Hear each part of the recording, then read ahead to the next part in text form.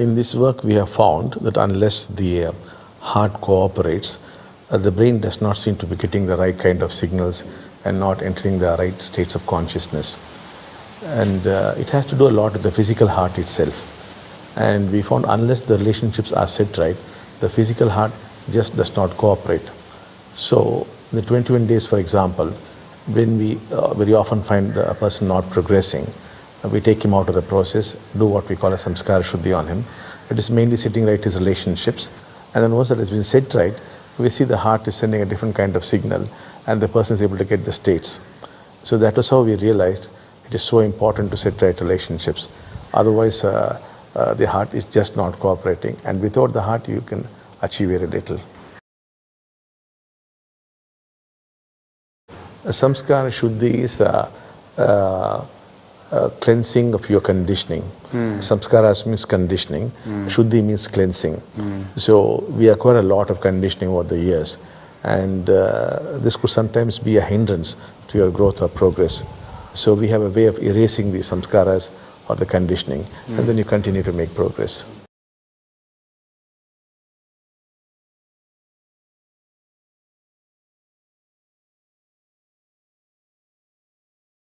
The Deeksha can be given, and strangely the person discovers love and relationship, and the sense of separateness is gone.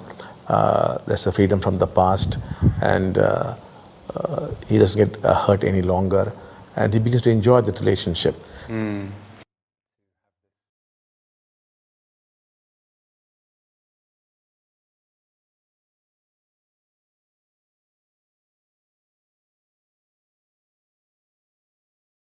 The emergency first aid I would give is teach them the art of listening to see what's happening inside them, and start this process and then receive the Deeksha. Then Deeksha takes you to the very end of the story that is being revealed to you all the time. And once you have listened to the story, the relationship is automatically set right. Because very often you have not listened to the story, which is playing with your relationship. And if you give it a hearing to the very end, then the story stops and the relationship naturally falls into order.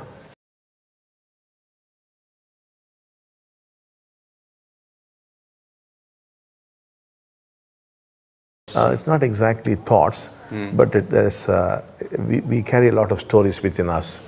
And these stories manipulate and control relationship. And all that they need is they have to be listened to.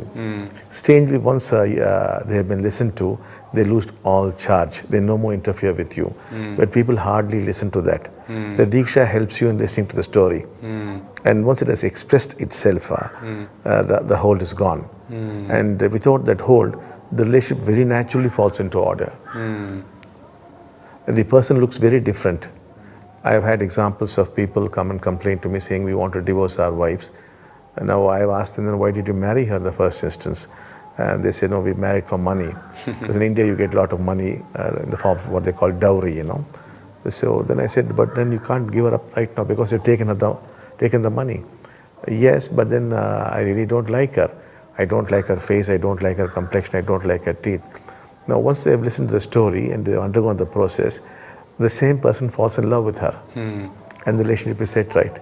This happens almost every day.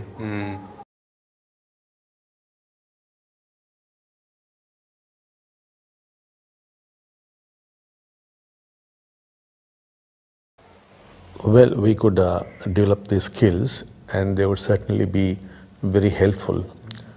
But the Deeksha acts in a very special way.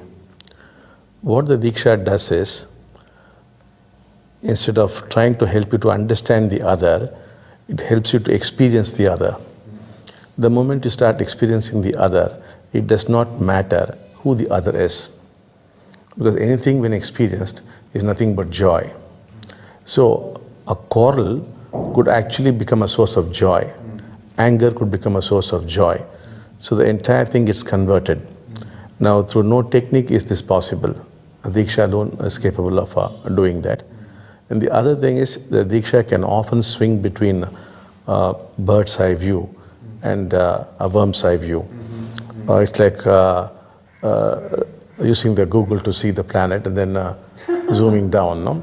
So these views keep alternating. You see that the world is in conflict, there's so much suffering and pain as a third party, as a witness, and suddenly you zoom down to your own relationship with your wife.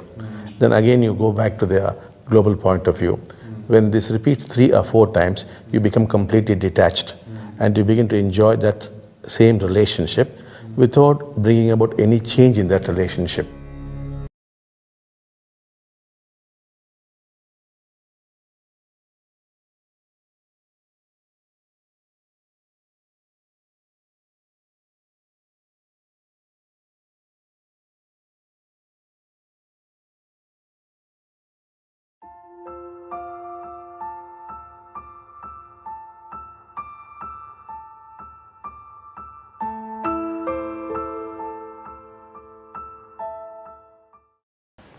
What happens in this Deeksha process is you still get angry, but I really do not know how to convey that.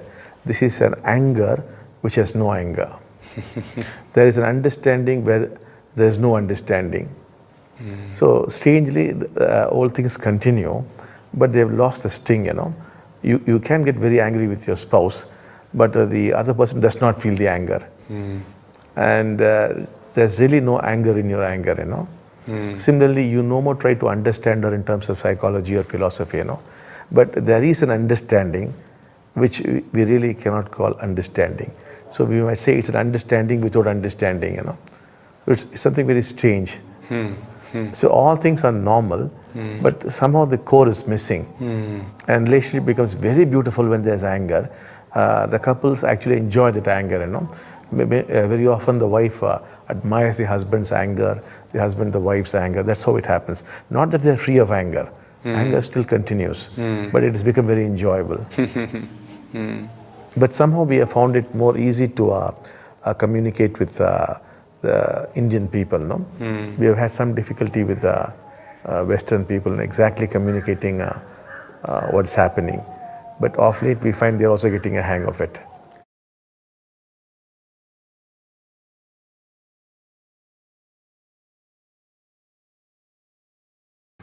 Because we are not trying to change the behavior, Suppose you have a nagging wife, we say, let her continue to nag you. There's no problem with it. That in fact is the beauty about her. And if you are a husband who's a stickler to discipline and who keeps laying down rules and regulations, continue to be with that, because that's what is most suitable to you. But the other person learns to enjoy that. So we do not aim to effect any changes in the behavioral patterns, but only changes with regard to the way you experience it. That's what the Deeksha aims at.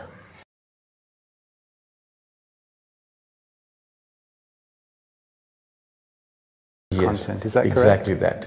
And so Deeksha relaxes our resistance to what is occurring. It's not that you're free of anger, but you're made friends with anger. You go along with it, you have no more problems with it. It's not that you have stopped being jealous, but you're very comfortable with being jealous. You accept it totally. So there's no change in the content. It's only in your approach to the content that there's a radical shift.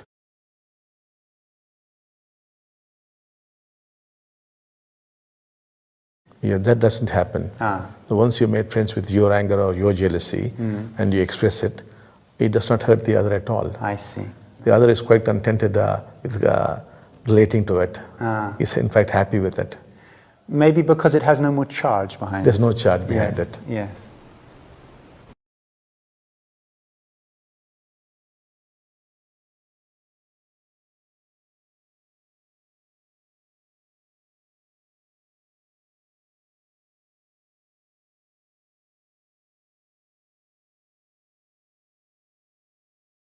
This jealousy is a natural feeling, which, as you said, is wired into the system.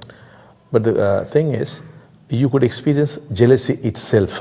When you start experiencing jealousy itself, it becomes a very enjoyable experience. So we are not talking about being free of jealousy here. We are only talking of enjoying jealousy. That's what Deeksha is all about. So you are very natural. You are jealous. You are very concerned when your wife is going along with somebody else. But strangely, even that can be enjoyed. And the Deeksha takes you to such a level, what I call the bird's eye view. When you take the worm's eye view, jealousy causes pain. But when you take the bird's eye view, the same jealousy gives you joy. So much so that it is as though jealousy has disappeared. That's what happens.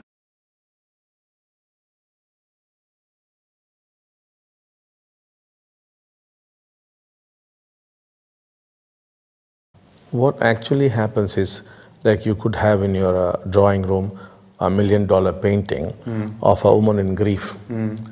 Now you enjoy that painting because you are not that woman in grief, and it costs $1 million to buy that painting, and you hang it in your living room. Something similar is happening here. When I talk of bird's eye view, you are moving out of the situation and looking at it as though you're a third person. When that happens, your own jealousy, your own grief is like that painting, which you start admiring. And this is what we call witnessing, and or the bird's eye view. In this stage, anything that happens just gives you joy. There's no place for suffering there. On the other hand, if you get involved, even a joy situation can bring about pain. So this is all about getting out of the situation and looking at it.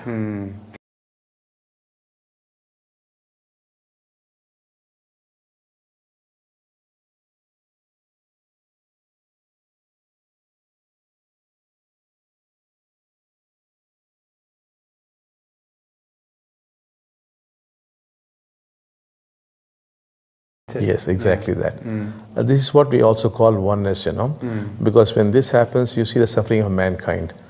You see their suffering all over the world, and you become so aware of it, and your own personal suffering is just a small speck in that, and it ceases to be personal.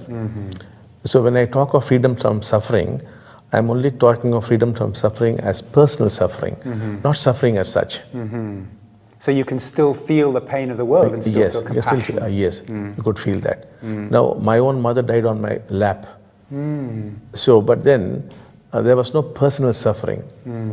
But there was suffering, but it was not personal. I felt suffering because I could see she did not want to go.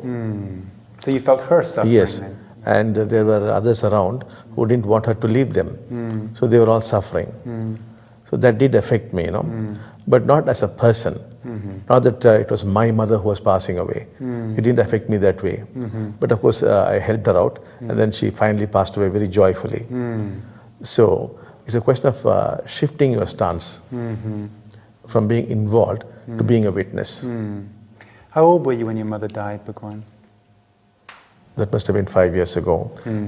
I must have been 52, I think. Oh, I didn't ask you. Now you've told me how old you are now. I didn't know. I'm 57 now. You're kind of timeless as well. That's how I feel you. So when your mother died, for you there was no grasping or grieving? No, it wasn't there. Because it was not my mother, That kind of a stand was not there, I see a beautiful being who has helped me so much passing away, and I know where she's going also. So in a sense, I am happy. But I see the others in tremendous grief. That is affecting me again.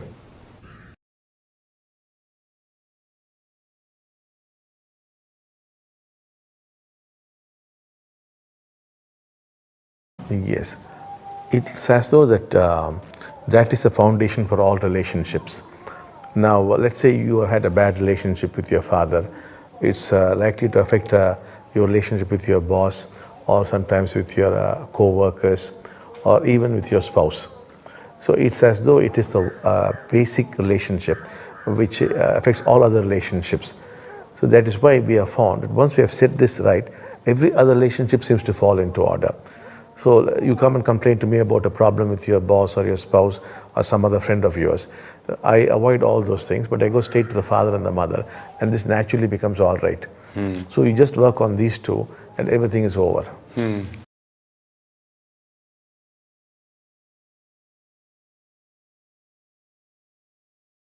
Yes, in effect what we have found is, if the relationship with the father is not so good, it generally manifests as financial problems. And great difficulties with the material world. And with the mother, you seem to encounter needless problems, things get delayed, and relationships break down. So it manifests very differently. That's why we focus both on the mother and the father. So for really good success on Wall Street, people should attend to their relationship with father. Okay. When Indian businessmen come to us and say, our businesses are not doing well, we basically look at the father's relationship for the financials to turn around. And if the business is not progressing well, we look at the relationship with the mother. And 3 or 4 months later, the picture has changed. So we have probably thousands of examples to show it's really working, even for big companies. Yeah. But what about if your mother or father is already dead? Then what can you do? It doesn't matter at all. You still start relating to the dead parent. So it's not important the person should be alive or dead. You just get those memories back and you work on that. So you can clear the relationship within yourself, within yourself, yes. I see. But in India, of course, we do make them meet their dead parents also. It's more like meeting them physically. But we have not done that with the Westerners so far. But with Indians, we have done that. Because in India, they believe in past lives and rebirth, and that you have other lokas where you can meet them, you know. So they're very comfortable with meeting their dead parents. We have no clear idea how a Westerner would feel talking to his dead parents.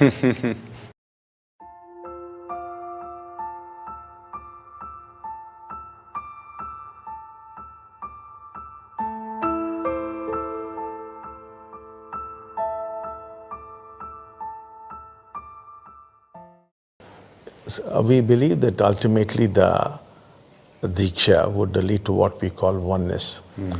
That is, you would lose the sense of separation, and that people would feel like as though they all belong to the same family. So we believe the world would become one global family. We see that as the ultimate happening.